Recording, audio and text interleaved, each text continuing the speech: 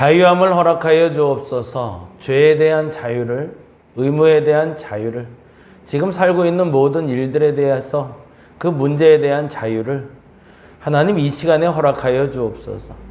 답답해서, 고통 가운데 있어서, 속상해서, 감사해서 그 모든 이유를 넘어서 하나님 앞에 나왔을 땐 자유하게 하여 주옵소서. 그러기 위해서 나오는 시간일진데 이 기도의 시간에 그 자유를 누릴 수 있는 시간 되게 하여 주옵시고 그 자유가 시작되는 시간이 되게 하여 주옵소서. 금요 기도회로 모이고자 합니다. 하나님 기도하며 준비할 건데 하나님 그 기도의 자리가 꼭 필요한 이들에게 은혜를 공급하는 자리 되게 하여 주시고 회복이 필요한 자에겐 회복을, 자유가 필요한 자에겐 자유가, 그리고 능력을 요청하는 자에겐 능력을, 문제 해결을 원하는 자에겐 문제 해결의 응답을 주께서 허락하여 주시옵소서. 원하지 않고 오직 하나님만 바라는 저들에게 하나님 큰 은혜로 동행하여 주시옵소서. 이 새벽에 자리를 지키고 있는 저들을 축복하여 주시고 저들이 받아야 될 그 복을 하나님 내려 주시옵소서. 감사합니다. 고마우신 예수님 이름으로 기도드렸습니다. 아멘, 아멘. 오늘은 레위기 16장 말씀 볼까요? 레위기 16장 11절에서 22절까지만 보겠습니다. 레위기 16장 11절에서 22절.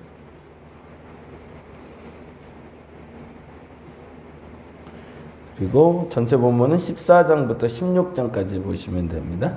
16장 11절에서 22절까지 같이 천천히 한 목소리로 읽겠습니다. 아론은 자기를 위한 속죄제의 숫송아지를 드리되 자기와 집안을 위하여 속죄하고 자기를 위한 그 속죄제 숫송아지를 잡고 향로를 가져다가 여호와 앞 제단 위에서 피운 불을 그것에 채우고 또 곱게 간 향기로운 향을 두 손으로 채워가지고 휘장 안에 들어가서 여호와 앞에 분향하여 향연으로 증거가 위 속죄제를 가리게 할지니 그리하면 그가 죽지 아니할 것이며 그는 또 숫송아지의 피를 가져다가 손가락으로 속죄소 동쪽에 뿌리고 또 손가락으로 그 피를 속죄소 앞에 7번 뿌릴 것이며 또 백성을 위한 속죄제 염소를 잡아 그 피를 가지고 휘장 안에 들어가서 그 숫송아지 피로 행함같이 그 피로 행하여 속죄소 위와 속죄소 앞에 뿌릴지니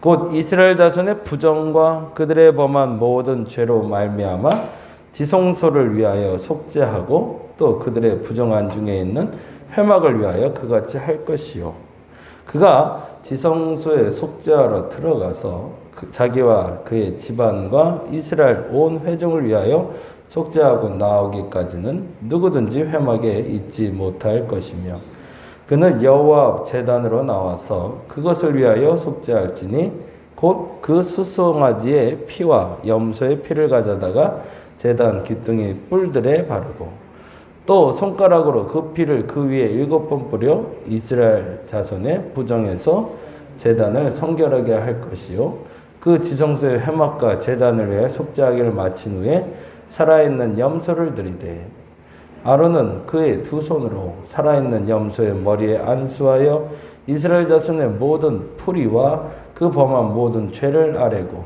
그 죄를 염소의 머리에 두어 미리 정한 사람에게 맡겨 광야로 보낼지니 염소가 그들의 모든 불의를 지고 접근하기 어려운 땅에 이르거든 그는 그 염소를 광야에 놓을지니라. 아멘, 아멘. 말이 어렵죠. 사실 우리 최근에는 그리고 지금은 우리가 하지 않는 예배의 모습이기 때문에 또 조금 낯설긴 하지만 우리가 잘 아는 대로 아사셀의 염소라고 불리는 그 사건입니다. 14장은 정결의 날의 규례는 이렇게 적어 놓으시면 좋을 것 같아요. 14장은 정결의 날의 규례는 14장을 보시면 14장 정결하게 되는 날의 규례는 이러하니 라고 되어 있어요. 그러면서 나병 환자 얘기를 쭉 하고 있어요. 13장부터 계속 이어지고 있는데요. 13장에 피부병을 나병 같은 것, 나병을 가장 이제 당시에는 무서운 질병으로 알았기 때문에 피부병 중에, 그리고 이제 전염병에 또 시작이 되고 하니까, 그래서 이제 나병에 대한 규례를 13장에 하면서 14장에 그 나병에 대해서 정결하게 되는 규례를 이야기합니다. 이렇게 하면 깨끗해질 수 있어. 이게 사실은 죄를 드러내는 목적이 무엇이고 부정한 것을 드러내는 목적이 무엇인가를 얘기하는 거죠. 부정한 것, 죄를 드러내는 이유는 죄를 씻게 해주고 부정을 제하는 게 목적이지, 그 부정을 들춰내서 그들을 정죄하는 게 목적이 아니기 때문에 그렇습니다. 그래서 사실은 부정한 것, 죄에 대한 걸 세세하게 기록하고 있는 거지, 그 세세하게 기록해서 그 죄를 잡아내서 그 사람을 공격하라는 건 아니죠.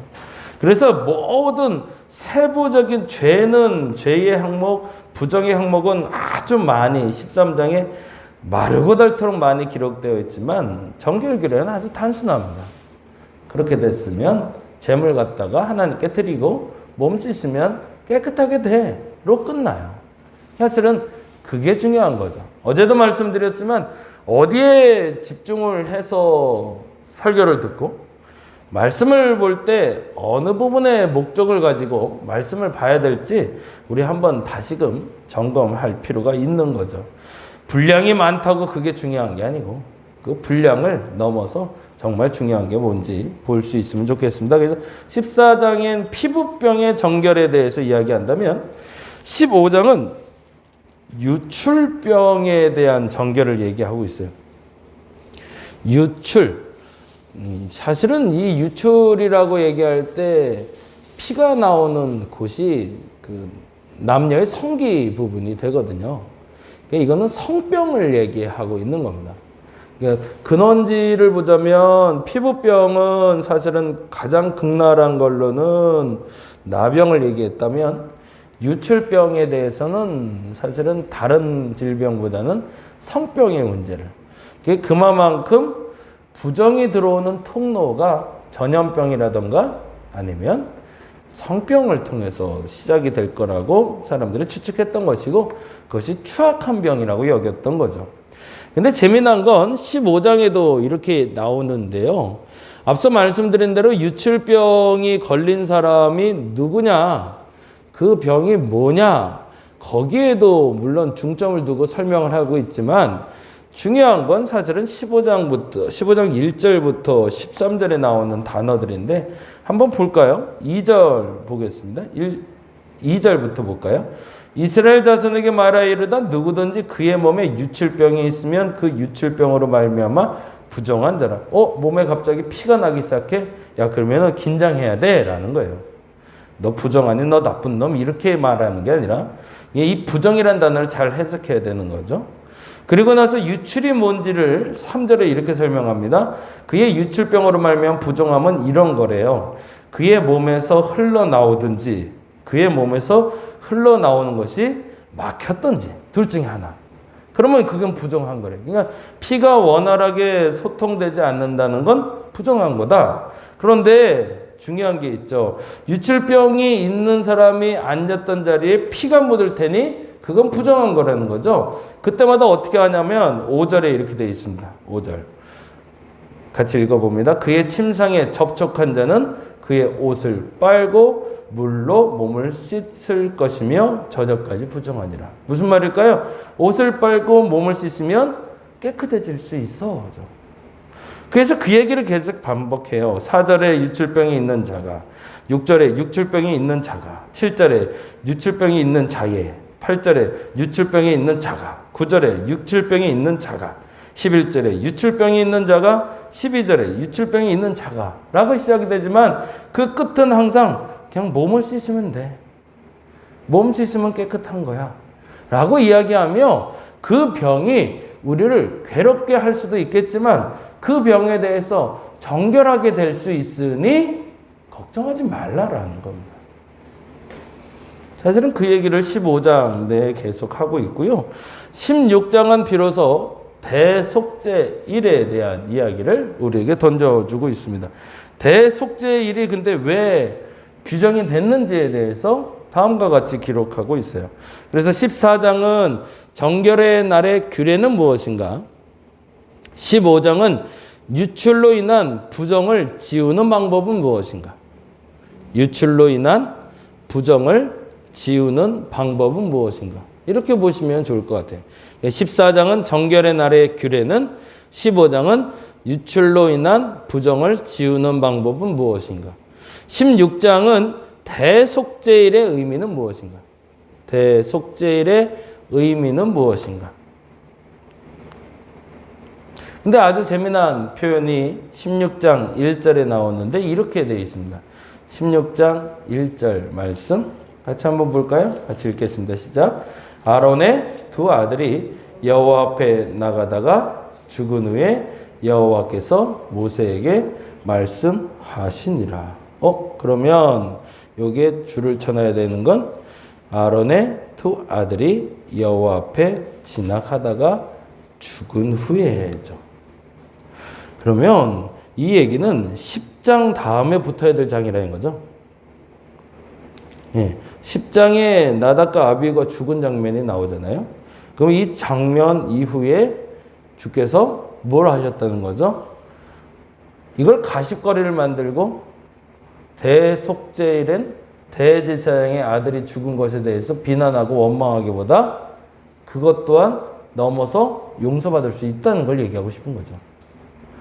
대속죄를 주신 이유는 대제사장도 그리고 그의 아들들도 가장 온전하다 여기는 자들도 죄를 지을 수 있어라는 것을 인정하라는 거죠. 그리고 나서 그 죄가 인정받았을 때 어떻게 해야 되는지를 설명하는 게 바로 대속죄일입니다. 그러면 왜 굳이 10장 다음에 바로 16장으로 넘어가지 11장부터 15장까지 장황하게 쫙 설명하고 갔을까? 그 이유는 그들이 그렇게 된 가장 큰 경위는 거룩에 대한 기본을 지키지 않았기 때문이라는 거예요. 왜 나답과 아비후가 잘못된 불을 들여서 죽을 수밖에 없었을까? 걔들이 음식 문제, 의식주의 문제, 그리고 기본적인 정결의 법을 지키지 않았기 때문이에요. 제가 늘 얘기하는 거룩한 습관인데요. 기본이 갖춰지지 않으니, 기본적인 거룩을 지키지 않으니 대제사장의 아들들도 그렇게 죽더라. 그러니 너희들 다시 한번 상기해야 된다. 거 봐라. 나답과 아비후도 죽었잖아. 그럼 걔들이 왜 죽었을까? 걔들이 원래 나쁜 애들이었을까? 아니야. 가장 기본적인 거룩을 지키지 못해서야. 그러면 가장 기본적인 거룩은 뭐야? 먹는 거야. 라고 얘기하는 거야. 그래서 먹는 거에 거룩을 지킬 수 있어야 돼. 그래서 11장에 먹는 이야기를 하고요. 그 다음에 몸에 대한 정결을 말하기 위해서 아까 말했던 유출병이나 나병에 대해서 이야기하고요. 그 유출병이나 나병이 걸리지 않게 지키기 위해서 뭐 해야 되냐? 집을 깨끗하게 해야 돼. 그래서 집에 곰팡이가 있거나 집에 지저분한 게 있으면 집도 피부병에 걸린 걸로 생각하고 그 집이 그걸 닦아내도 곰팡이가 지지 않으면 헐어버리라고 얘기해요. 그래서 헐어버려서 그 정결을 유지하라고. 그렇게 하면서 뭘 하라는 거죠? 내 주변에 있는 가장 기본적인 거룩을 지켜낼 수 있어야 되는 거야. 왜? 나답과 아비후도 그렇게 죽는데 너희는 오죽하겠냐라는 얘기를 하고 싶은 거죠. 그리고 나서 이제 비로소 16장 1절부터 시작해서 대속죄일에 대한 기준을 얘기합니다. 근데 그 시작은 역시 아론의 집부터 시작이 되죠. 그게 11절입니다. 같이 한번 읽어볼까요? 11절, 12절. 아론은 자기를 위한 속죄제에 숫송아지를 드리되 자기와 집안을 위하여 거기다 줄을 쳐놓죠. 자기와 집안을 위하여. 이 대속죄일의 시작은 첫째는 아론의 자녀들, 아론을 위해서 시작이 됩니다. 너도 깨끗함을 받아야 돼.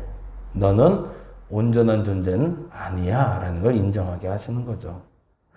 그리고 나서 12절에 향로를 가져다가 여호와 앞 제단 위에서 피운 불을 그것에 채우고 라고 얘기하며 나답과 아비후가 잘못 들었던 그 향료를 다시금 회복하게 하시는 거죠.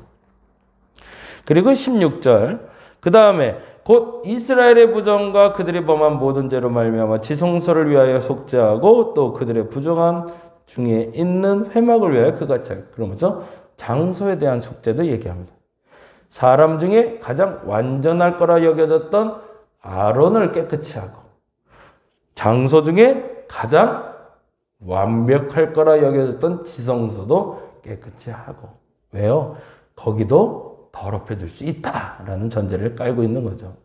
그리고 나서 19절 같이 봅니다. 19절 또 손가락으로 그 피를 그 위에 7번 뿌려 이스라엘의 부정에서 제단을 성결하게 할 것이요. 그리고 나서 이스라엘 백성들의 성결을 이야기하라는 거죠. 그런데 성결을 이야기하는 방법이 두 가지였습니다. 20절, 21절에 보니 이렇게 되어 있어요. 20절, 21절. 그 지성소 회막과 제단 위에서 속죄하기를 마친 후에 무슨 말이죠? 장소와 사람에 대한 성결이 끝나면 마지막 해야 될 일이 있는데 첫째는 살아있는 염소를 드리는 것이 첫째. 이 염소를 2마리를 준비하라는 거예요. 그래서 한 마리는 하나님께 번제를 드리는데 어떻게 드리냐면 21절에 보니까 아론은 그의 두 손에 살아있는 염소의 머리 안수하고 이스라엘 자손의 모든 풀이와 그 범한 모든 죄를 아뢰고 그 죄를 염소의 머리에 두어 뭐죠? 대속시키라는 거죠. 그 염소가 대신하여 죽게 만드는 거죠. 그리고 나서 하나는 미리 정한 사람에게 맡겨서 광야를 내보내고 이게 2마리가 있는데 한 마리는 안수하여 그 자리에서 잡고 한 마리는 광야로 내보내서 그래서 그 내보내는 염소를 아사셀의 염소라고 하는데 아사셀이 뭐 사단의 이름이다 뭐 이렇게 얘기했는데 떠나는 염소라는 직역하면 그 얘기입니다. 떠나는 염소가 하나 있고 죽이는 염소가 있다. 그건 뭐죠? 죄에 대한 상징이죠. 죄는 죽여버려야 되고 없애버려야 되는 것이고 죄는 떠나보내는 것이다라는 상징적인 의미를 말하기 위해서 2마리의 염소를 준비해 마지막 대속죄일 과정을 마치게 되어 있습니다. 오늘 이 시간엔 우리가 2가지 집중해서 기도했으면 좋겠는데 나도 완전할 수 없음을 인정합니다 라고 고백했으면 좋겠습니다. 신앙생활을 오래 하면 사람들이 교만해지는 게 사실은 나는 안 그렇지예요.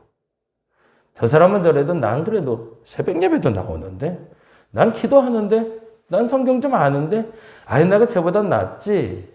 근데 너도 완전하지 않아 라고 성경은 이야기합니다. 오늘은 집중해서 그 부분을 놓고 기도했으면 좋겠습니다. 나의 완전하지 않음을 인정하게 해달라고. 그리고 나의 부족함을 채우기 위해선 죄 씻음에 아사셀의 염소처럼 예수 그리스도의 대속의 은혜가 있어야 됨을 알게 해달라고. 이 2가지에 대해서 집중하고 그리고 깨닫는 오늘 한날 되시기를 간절히 바랍니다. 기도하겠습니다. 하나님, 당신을 기대합니다. 당신을 기대하는 이유는 내가 완전하지 않기 때문입니다. 내가 혼자 다 할 수 있다면 하나님 필요 없죠. 근데 뒤돌아보면 나처럼 부족한 사람은 없었고 하나님의 용서하심, 하나님의 회복하심 없으면 아무 쓰잘데기 없는 인생임을 다시금 고백합니다. 하나님 완전할 수 없음을 인정합니다. 그러나 하나님 앞에선 그 죄도 죽고 떠나는 줄 믿사오니 그 회복이 오늘 예수 그리스도로 말미암아 다시금 시작되게 하여 주시옵소서. 감사합니다. 고마우신 예수님 이름으로 기도드렸습니다. 우리 다 같이 기도하고 돌아가겠습니다. 하나님 맞습니다.